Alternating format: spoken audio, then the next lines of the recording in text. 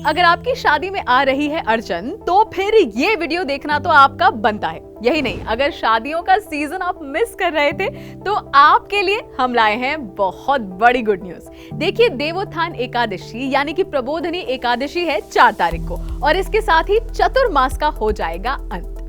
इस दिन से मानते हैं कि भगवान विष्णु अपनी योग निद्रा से जाग जाते हैं और सारे शुभ कार्य जैसे कि शादियां, मुंडन, गृह प्रवेश शुरू हो जाते हैं। इस दिन को तुलसी विवाह भी बोला जाता है और ऐसा माना जाता है कि अगर आपकी शादी को लेकर कोई भी दिक्कत जो है वो आ रही है तो इस दिन दान करने से आपकी ये समस्या हल होती है। तो आइए अब आपको बताते हैं इस प्रबोधिनी एकादशी के व्रत के बारे में। कार्तिक मास की शुक्ल पक्ष की एकादशी को इस व्रत को करने का विधान है।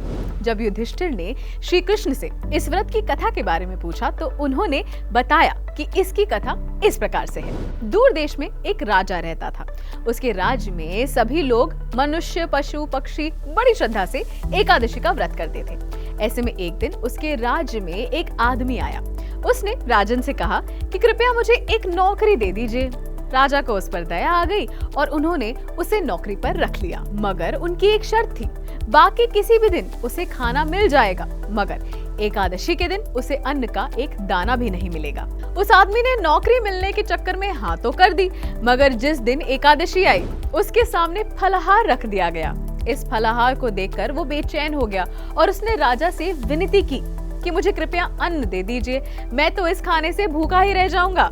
जब बहुत समझाने पर भी वो अन्न छोड़ने को तैयार नहीं हुआ, तब राजा ने उसे खाने की सामग्री, आटा, दाल, चावल ये सब दे दिए।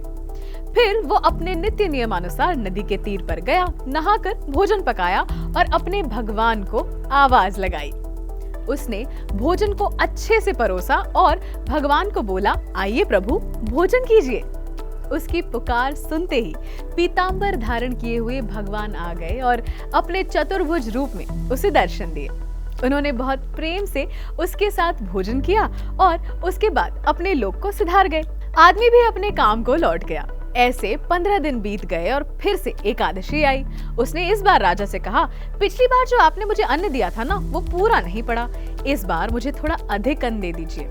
असल में मेरे साथ आकर भगवान भी अन्न ग्रहण करते हैं, इस कारण थोड़ा अधिक दे देंगे तो मैं और भगवान तृप्त होकर खाना खा सकेंगे। राजा को ये सुनकर बड़ा आश्चर्य हुआ और उसने सोचा, ये भी कहीं संभव है कि एक ऐसे आदमी को भगवान दर्शन देते हो, संग खाना खाते हो, मगर मुझे तो वो दर्शन कभी नहीं देते।